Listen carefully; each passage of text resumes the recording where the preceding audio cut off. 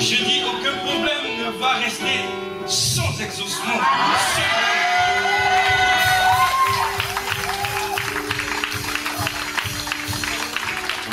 Tu vas te lever et tu vas dire que ton Dieu est inébranlable. Et dis à tous les problèmes que tu as un Dieu inébranlable. Pousse ton côté. Si tu n'es pas content, c'est ton problème. Mais ça me concerne.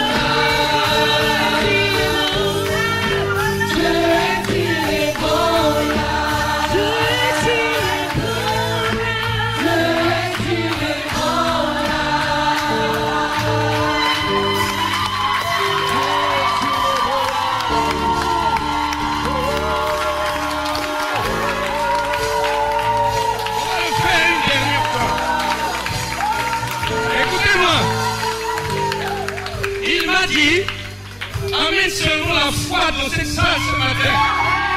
Et le reste, je m'en charge. Tu vas le dire encore une dernière fois. Mais vraiment, touche encore ton voisin. Dis-lui, si toi tu ne veux pas chanter, écoute-moi chanter.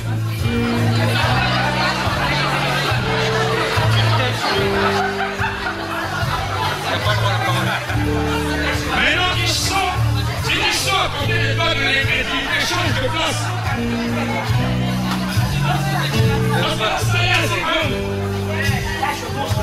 Mais rassurez-vous, on ne va pas aller très loin ce matin. Aide-moi, ma soeur, s'il te plaît. Allons-y encore. Mais crie-le comme tu ne l'as jamais crié. Je nous croyons, confiants en son nom. Je sais que Dieu est inébranlable. Dieu est avec, au-dessus de tout. Je sais que Dieu est inébranlable. En Dieu nous croyons, confiants en son nom. Je sais que Dieu est inébranlable. Et Dieu est avec nous. au-dessus de tout. Je sais que est-il ébranlé. Je est-il ébranlé. Il est-il ébranlé. Je est-il ébranlé. Je est-il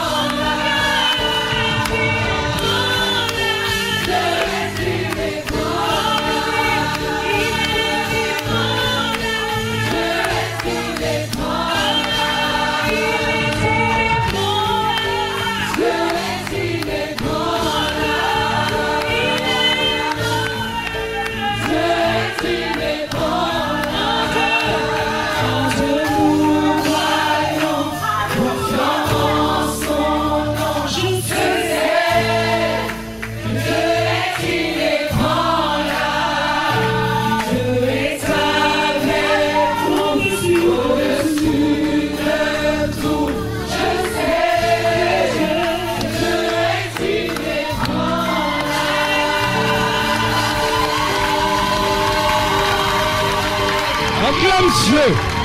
Acclame Dieu. Acclame Dieu. Célèbre ta victoire. Célèbre ta gloire parce que quelque chose a changé. Acclame Dieu.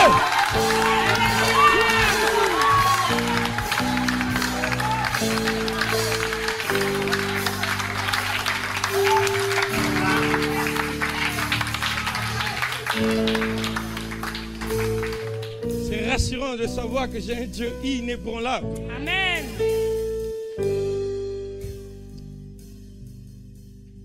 Assois-toi.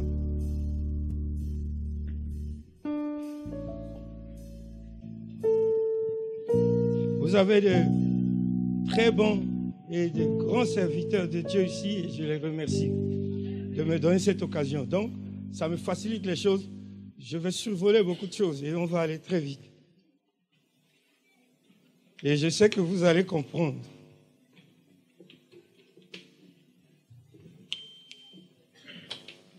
Je vais vous parler du Dieu de l'Alliance. Dieu n'a jamais fait quelque chose pour rien. Les Juifs sont puissants à cause d'Abraham. C'est une alliance.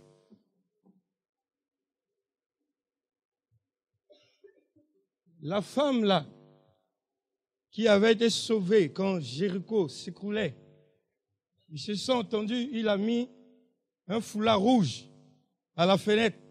C'était une alliance parce qu'il a hébergé les messagers d'Israël. Alors, écoute-moi bien.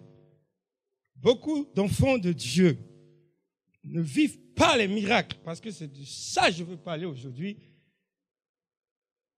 parce qu'ils n'ont pas compris la base de l'accord sur lequel Dieu est obligé de t'exaucer. Je pèse bien mes mots, parce que ça ne repose pas, par exemple pour nous les chrétiens, ça ne repose pas sur ce que nous sommes, ce que nous avons. Ça repose sur ce que Jésus a fait à Golgotha. Dieu est très discipliné. Au lieu que les exaucements des prières soient rares,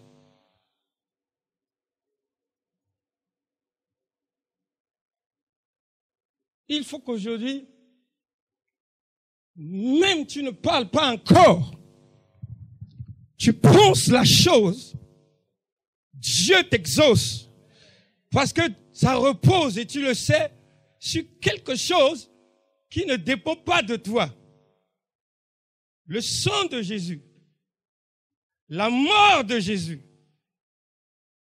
c'est quelque chose, c'est un sacrifice parfait.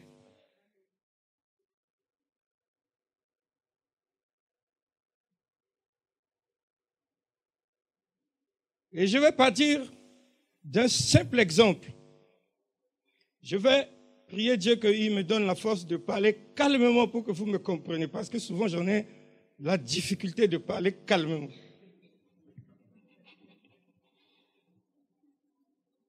Marc 10, le verset 46, dit ceci. Je vais lire. Parce que la lecture de la parole de Dieu même a une puissance. Vous voyez, la Bible dit, ils arrivèrent à Jéricho. Et lorsque Jésus en sortit avec ses disciples et une assez grande foule, le fils de Timée, Bartimée, mendiant, aveugle, était assis au bord de la route. Il entendit que c'était Jésus de Nazareth et il se mit à crier, « Fils de David, aie pitié de moi. » Bon, vous connaissez la suite de l'histoire.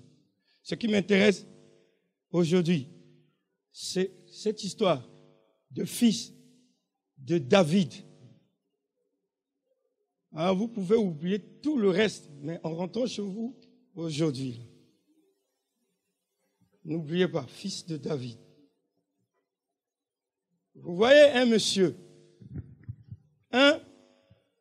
Dieu lui manque de respect. Parce que Dieu ne prend même pas son temps pour nous dire comment il s'appelle. Dieu dit, on l'appelle Bartimée, c'est-à-dire le fils de Timée, c'est-à-dire il est désigné à partir de son père. C'est ce que ça veut dire, Bartimée. Ça veut dire fils de Timée. Donc, on ne sait même pas comment ce monsieur s'appelle. Hein? Et la Bible dit que Jésus était en train de passer seulement avec une grande foule. Donc, dans le calendrier de Jésus, ce monsieur, il n'était pas dedans. Aujourd'hui, là, il y en a qui réussissent, il y en a qui explosent. Peut-être tu te dis que ton temps n'est pas encore venu. Mais ce que je vais te dire en quelques minutes, tu vas forcer Dieu à t'inscrire dans son agenda de ce dimanche.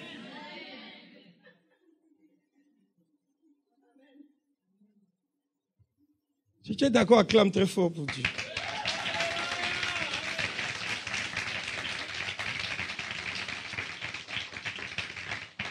Vous voyez, la Bible même, le Saint-Esprit même n'a pas trouvé nécessaire de nous dire comment il s'appelle. On l'appelle seulement fils de Timée. Vous voyez? Premièrement, toi et moi, chaque fois que nous lisons la Bible, nous lisons l'histoire de cet homme. Il s'est imposé. Ça fait des siècles nous lisons. Les hommes lisent ça, des siècles. Il n'a pas demandé l'avis de Jésus. Quand il a commencé à crier, Jésus ne faisait comme s'il n'entendait pas. Vous imaginez une foule. On estime minimum 3000 personnes, les gens qui suivaient Jésus. Dans le bruit de cette foule-là, il a prononcé une phrase qui a secoué Jésus. Je vais vous expliquer. Vous voyez, quand il dit « Fils de David », Jésus savait de quoi il parlait. Dieu a dit à David, ton trône ne manquera pas de successeur. Écoutez-moi attentivement. Ce n'est pas du lait que je vous donne ce matin, c'est de la nourriture solide. Quand il dit à David, ton trône ne manquera pas de successeur,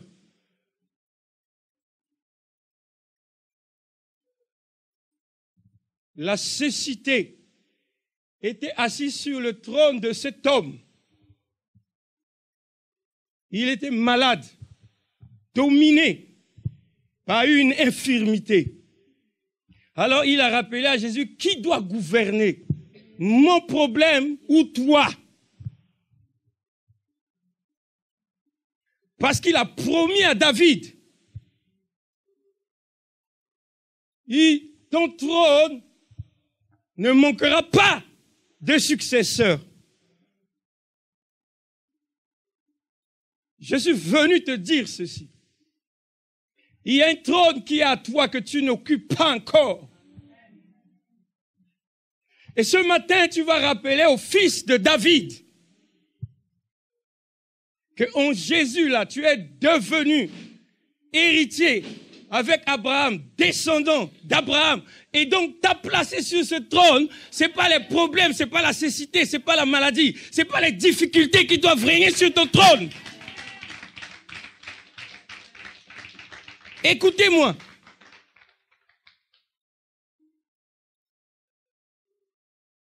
La France, vous êtes résident, moi je ne suis pas résident ici, je ne suis pas benguiste. Donc,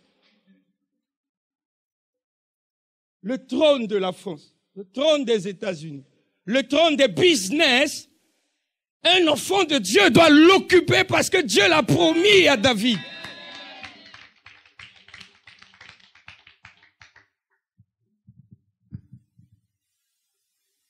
Touche juste la personne à côté de toi. Est-ce que tu savais que tu as un trône que tu n'as pas encore occupé?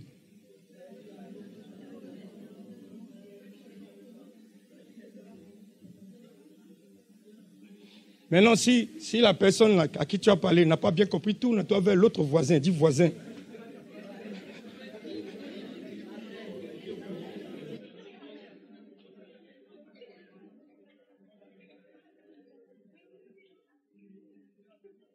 Vous voyez, le deal avec Dieu repose sur des alliances. Toi, ta relation avec Dieu, tu l'as reposée sur quoi? Parce que moi, quand je crie « Père », le ciel bouge. Oui. Parce que c'est pas une histoire de « Oh ». Comme Saint Thomas d'Aquin. C'est comment il s'appelle votre gars là? Oh Seigneur, aie pitié de moi, pauvre pécheur. Non, c'est pas histoire de pitié, c'est histoire de deal.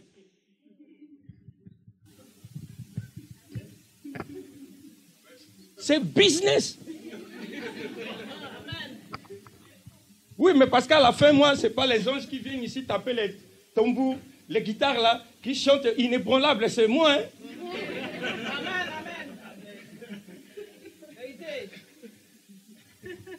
Donc je lui rends sa gloire, mais lui aussi doit être mon Dieu. Amen. Chaque juif priait et disait Dieu d'Abraham, d'Isaac et de Jacob.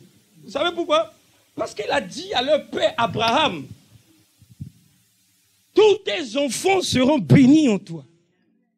Donc, quand le juif te dit Dieu d'Abraham, d'Isaac et de Jacob, il rappelle à Dieu le deal qu'il a passé avec Abraham. Amen. Mais toi, tu rappelles quoi à Dieu? Bon, je vous donne 2 secondes. Demande à ton voisin de t'expliquer à l'oreille. Qu'est-ce que lui, c'est quoi son deal? Demande.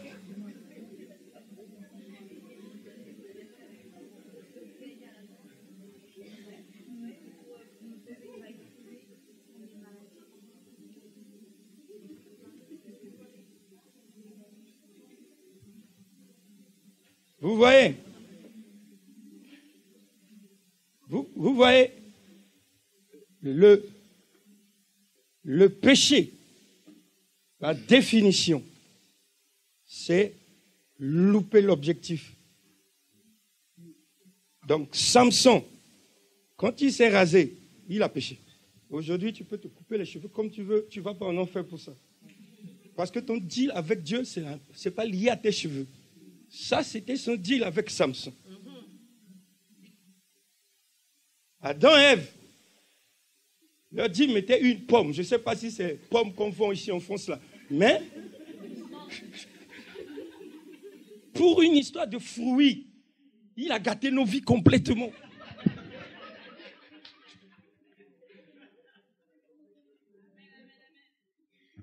que je ne sais pas comment il va accepter un deal sur un fruit. Mais, comment il va un deal sur un fruit? C'est-à-dire pour Adam, pécher, c'était manger le fruit. Bon, pour les Juifs, ils sont allés en bas de la montagne. Dieu a parlé, ils ont écouté. Hein?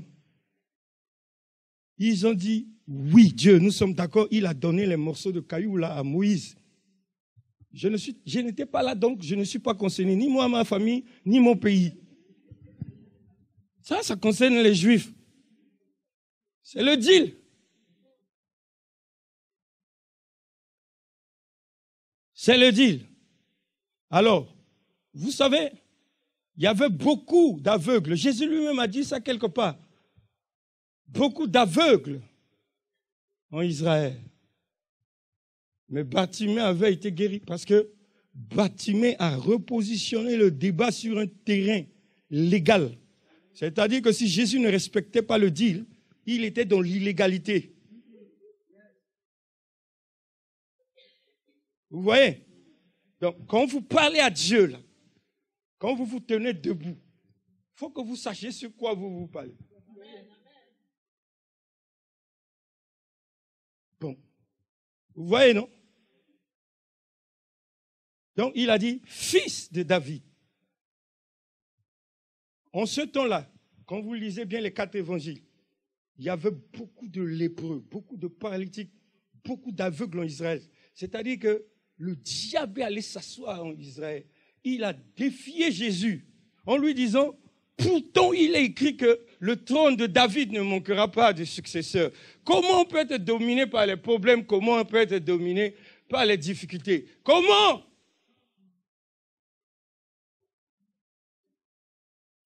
Vous voyez? Vous m'avez compris? Ma phrase aujourd'hui, là, c'est fils de David. Là. Vous imaginez la foule qui suivait Jésus. Il était obligé de s'arrêter et de modifier son agenda. Parce que quelqu'un a touché un point.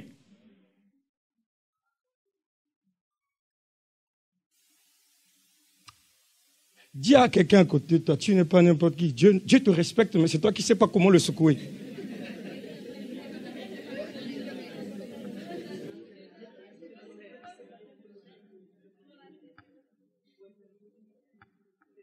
Parce qu'il a dit, hein, le prophète Ésaïe, il a dit par le prophète Ésaïe, venez et plaidons. C'est-à-dire que Dieu, c'est parole contre parole. C'est pas, oh, aie pitié de moi, Seigneur, pauvre pécheur que je suis. Interviens, agis puissamment, touche le cœur de mon mari. Dieu touche le cœur de ton mari, il va vivre encore.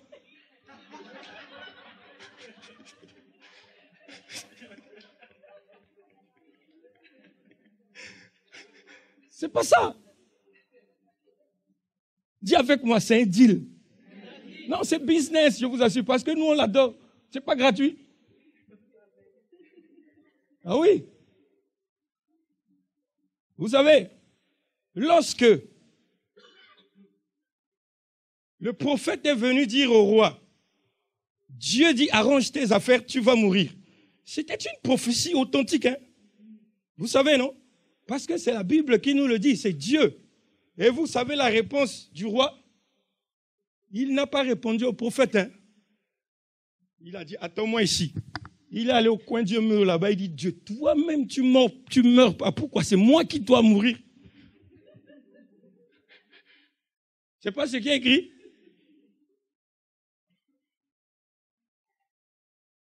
Donc, je suis venu vous dire que amenez Dieu sur le terrain de ses engagements.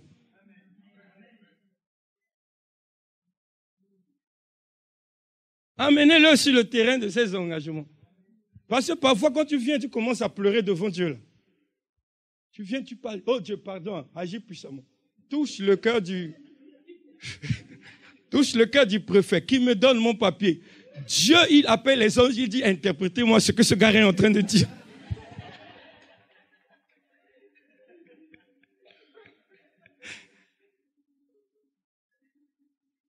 Son of David. C'est profond. Parce que lorsque tu comprends ça, tu sais, Dieu commence à te respecter. Oui. Mais lui, il ne meurt pas, pourquoi il doit me tuer? Lui, on me parle d'un ciel où même le sol est en or. Pourquoi je dois être pauvre? Attends, non, mais ça, c'est le bon sens. Je dois lui négocier quoi? Aucun démon n'approche là-bas. Parce que depuis que Jésus a amené son sang là-bas, là, le diable ne se présente plus là-bas. Et donc, c'est moi qui dois être privé de sa présence. Vous êtes sérieux?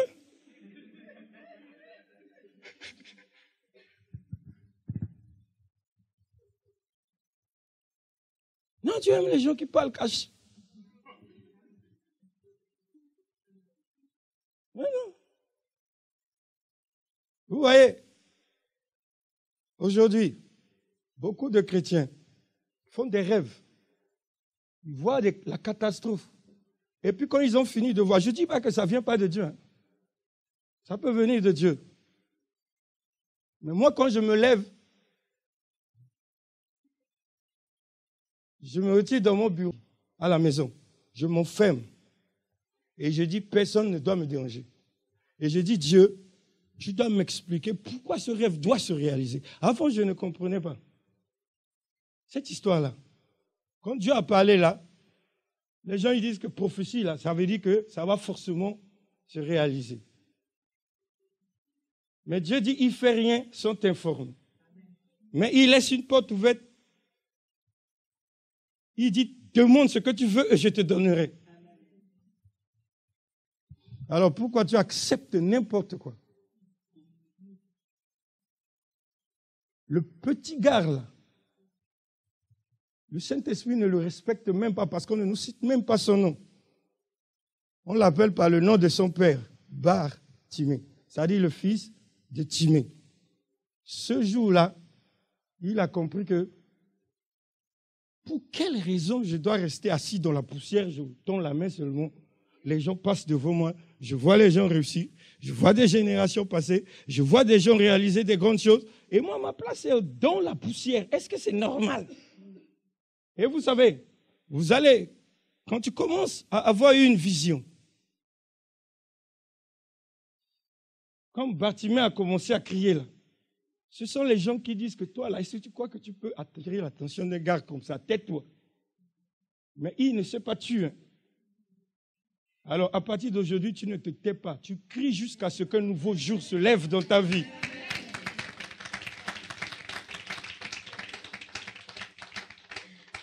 Il ne faut pas que quelqu'un te trompe. Quand tu vois quelqu'un, je vous dis que regarde bien la personne qui est à côté de toi. Si tu sens qu'il y a absence de foi, tu changes de place. Parce que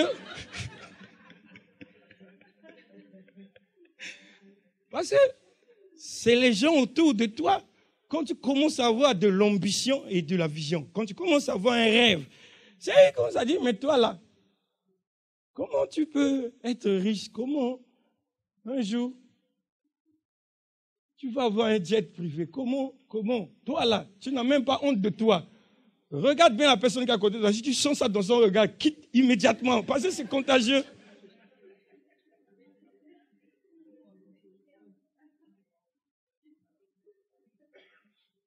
Il y a eu une enquête aux États-Unis. Il y a eu une enquête. Et ils l'ont fait sur des gens de plus de 75 ans, pauvres. La question était, croyez-vous que vous allez être riche? À plus de 99%, ils ont dit oui. Vers la fin de leur vie. Continue de croire. Et toi, tu es encore jeune. Je ne vois même pas beaucoup de cheveux blonds ici, comme pour moi là. Et puis tu doutes même de ce qui peut t'arriver demain, même à la fin de ce culte. Après la prière que nous allons faire. Parce que nous allons prier, je dis, aucun sujet de prière ne sortira de cette salle non exaucé. Donc crois. Dieu m'a dit seulement, si tu les amènes à croire, le reste c'est mon affaire. Alors, quel est ton rêve le plus fou? Vous savez, dans certaines langues africaines, même le mot million n'existe pas. Ça démontre notre vision. Le mot million n'existe pas. Pour ne même pas parler de milliards. Bon, on a le français là qu'on utilise. Gloire à Dieu. Mais dans certaines ethnies africaines, les grandes choses là, ça n'existe même pas dans les langues locales. Pas seulement africain, même en Amérique latine aussi. C'est-à-dire que, vous voyez la différence entre ces vieillards, au soir de leur vie, qui continuent de croire que tout est encore possible. Et certaines personnes, même dans leur langue là, qu'ils connaissent, la seule langue qu'ils parlent là, ils ne savent pas parler des grandes choses. Voilà Bartimée. Donc, il croit qu'il peut encore voir. Et il croit que s'il amène Jésus sur le terrain de sa vie, ça ne marchera pas. Il a amené sur l'alliance avec David. Je suis venu te dire que quelque chose s'est passé à Golgotha. L'évangile, c'est quoi? Vous voyez, depuis Adam jusqu'à Ésaïe, jusqu'à Jésus, chaque fois que Dieu s'assoit avec quelqu'un, il fait un deal, la personne ne respecte pas. Donc Adam, c'était la pomme. Ils ont mangé. Samson, c'était ses cheveux. Il s'est coupé les cheveux. Moïse, c'était les 10 commandements. Dieu était fatigué de les taper chaque fois parce qu'il ne respecte pas. Maintenant, Dieu a réfléchi longtemps, il dit, maintenant, moi, je prends une forme humaine, je viens sur la terre. Je veux faire un deal avec moi-même dont je serai le garant. Et là, au moins, je suis sûr que s'ils croient seulement, ils vont vivre les grandes choses. Mais là même, on n'arrive pas à croire.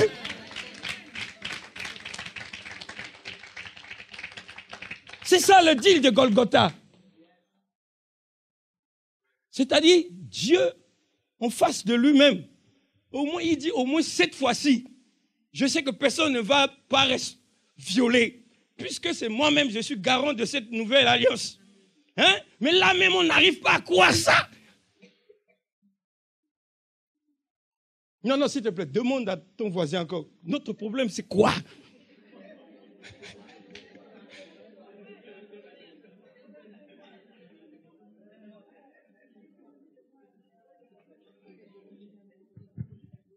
Je vais aller loin. Vous voyez, il y avait quelque chose dans le temple. Ça existe. Quand vous allez à Jérusalem, vous allez dans le temple, vous allez trouver encore. Ils appellent ça le propitiatoire. C'est un coffre.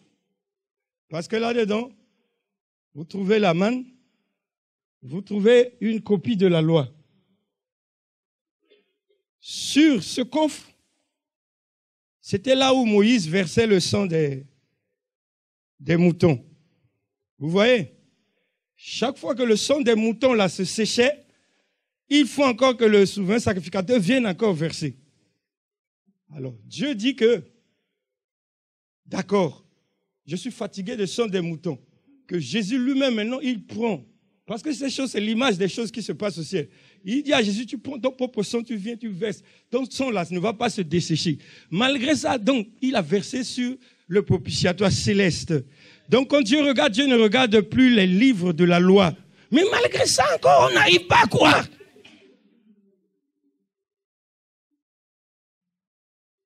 C'est pourquoi il est dit, il a franchi le véritable tabernacle. Quand vous lisez Hébreu semble compliqué pour beaucoup de choses, mais Hébreu est clair. Hébreu nous explique ceci, que tout ce que Moïse a fait, c'était l'ombre des réalités spirituelles que toi et moi nous vivons aujourd'hui. Donc, Moïse était aussi fatigué chaque fois d'égorger.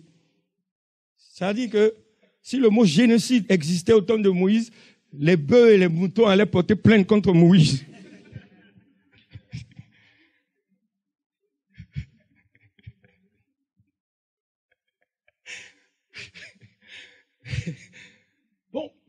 Dieu dit, bon, on va arrêter tout ça. Donc Jésus, toi, je te tue.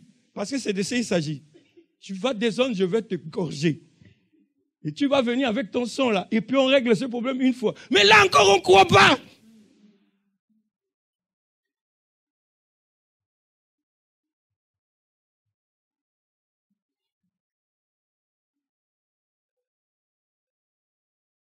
Alors, ça, c'est l'alliance, la nouvelle. Est-ce que tu sais que quand tu pries et que tu finis ta prière en disant au nom de Jésus, Amen, qu'est-ce que tu dis au nom de Jésus? Ça veut dire, je dis à Dieu, si tu dois regarder comment mon nez est épaté là et mes oreilles larges, tu ne vas jamais m'exaucer. Donc, pense à Jésus, ton fils là. C'est ça ce que ça veut dire au nom de Jésus. C'est ça. Donc, quand je finis de parler, je dis à Dieu, au nom de Jésus, Amen là. Dieu a compris que... Donc, c'est comme si c'est Jésus qui a parlé. Quand je dis au nom de Jésus, ça veut dire que j'engage Golgotha. Quand tu parles et que tu dis au nom de Jésus, c'est pas parce que tu n'as pas prié un matin que ta journée est gâtée. Non, parce que c'est pas à cause de ce que tu es, de ce que tu fais que Dieu agit. Le mot grâce, vous connaissez mieux que moi le français. Ça veut dire faveur imméritée. Ça veut dire que c'est pourquoi nous le louons et nous l'adorons. Nous ne faisons pas certaines choses pour aller au ciel. Nous le faisons par amour pour lui. Parce qu'il a trop fait pour nous. On s'est compris? Je continue, on s'arrête. Fils de David. C'est-à-dire que Bartimée a situé la discussion. Il a dit à Dieu, c'est pas moi le fils de Timée là, même si tu ne cites pas mon nom, c'est pas grave. Mais à cause de David, j'ai accès à la royauté, j'ai accès à la guérison, j'ai accès à la souveraineté, j'ai accès à la puissance, à cause de ce que tu as dit à David. Et moi, je vous dis que, à cause de ce que Jésus a fait à la croix, il n'est pas possible que tu sortes de cette salle sans que ta prière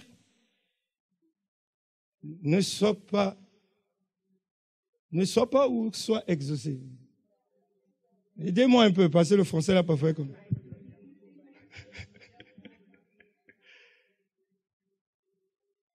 Si tu crois, tu lèves ta main et tu acclames Dieu.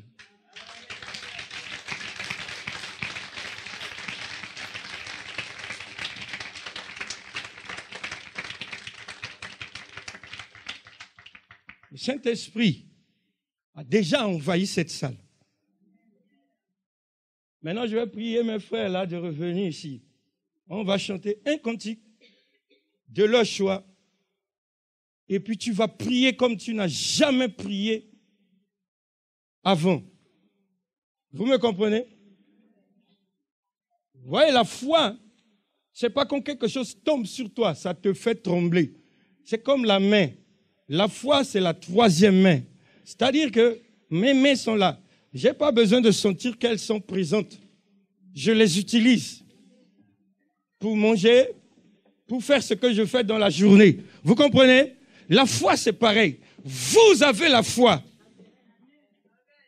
Faut pas que le diable te trompe.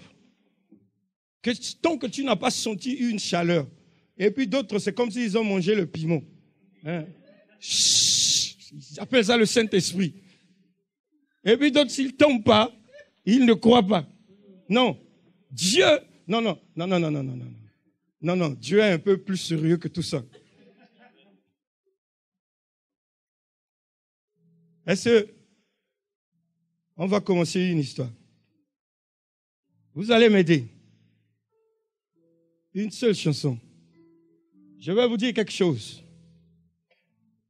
À partir de ce dimanche, tu vas commencer à croire que ta vie rentre dans un cycle de miracles. Ne perds plus ton temps. On dépense beaucoup d'énergie à douter. Crois. Crois. La foi, c'est la plus puissante monnaie. Ce n'est pas la quantité d'euros que tu as sur ton compte qui est important.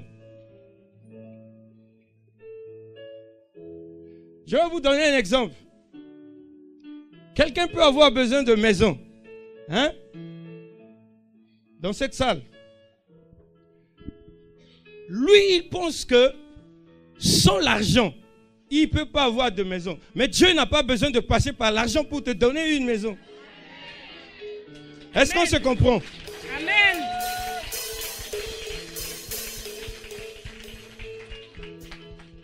Tu veux voyager.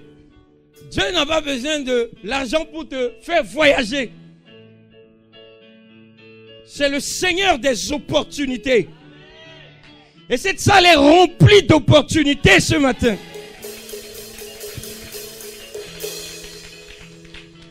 Alors, c'est pourquoi il dit, lorsque quelqu'un a besoin de pain, est-ce que son père va lui donner un serpent? Non. En fait, tu n'as pas besoin d'argent. Parce qu'avant que l'argent existe, Dieu existait. Il n'a pas besoin d'argent pour te donner ce que ton cœur désire. Parce qu'il peut t'ouvrir une porte inespérée. Sans que ça te coûte un franc. On est d'accord? C'est ça la foi. Mais non, lorsque toi tu penses argent, c'est comme si tu dis à Dieu, non, tu n'es pas assez intelligent. Moi je sais comment je vais trouver mes trucs là. Il faut que j'ai l'argent pour aller trouver mes trucs. Oh, ce que tu as besoin, ce n'est pas l'argent. Vous comprenez? Tu te lèves le matin, le reste ce n'est pas ton histoire. Tu as fini de parler avec ton Dieu. Dans le désert, lorsqu'ils sortaient l'eau du rocher, ils n'ont pas dépensé un seul franc. Lorsqu'ils faisaient tomber la manne, ils n'ont pas dépensé un seul franc. Lorsqu'il a ouvert les yeux de Bartimée, Bartimée n'est pas allé dans une pharmacie acheter un collier.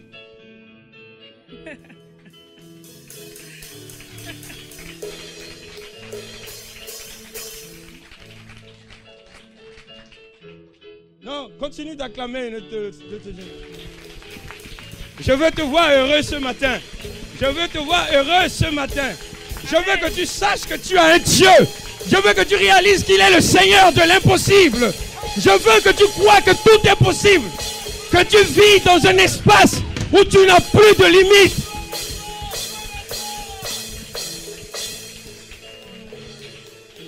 Parle à Dieu.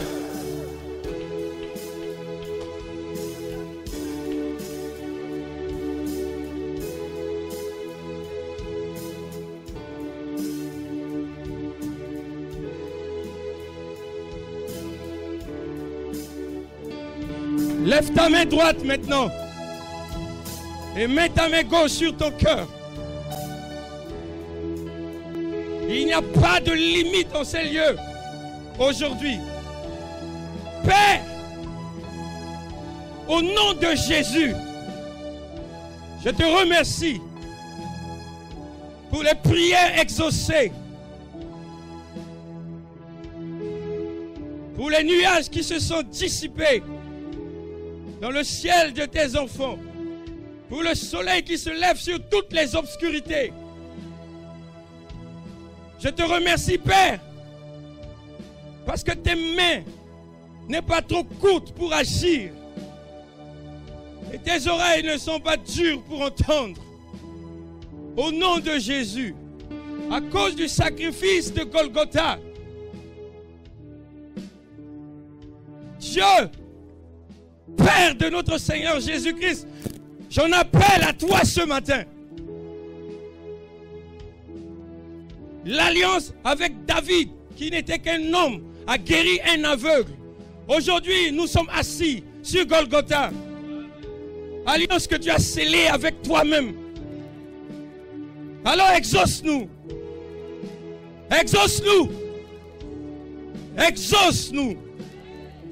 Exauce-nous. Que tous les malades soient guéris. Que toutes les portes fermées s'ouvrent.